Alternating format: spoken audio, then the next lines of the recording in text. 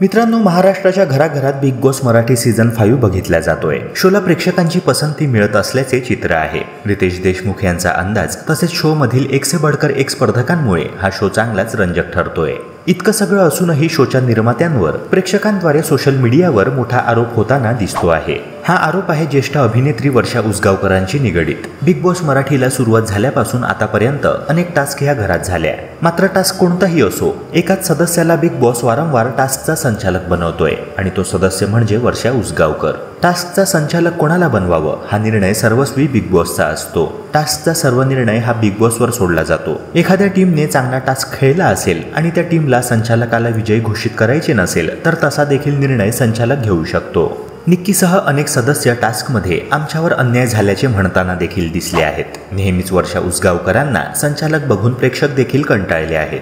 प्रेक्षकांच्या संतप्त प्रतिक्रिया सोशल मीडियावर बघायला मिळत आहेत. मित्रांनो, ह्या मुद्द्यावर तुमचे काय मत आहे? कमेंट सेक्शनद्वारे नक्की कळवा.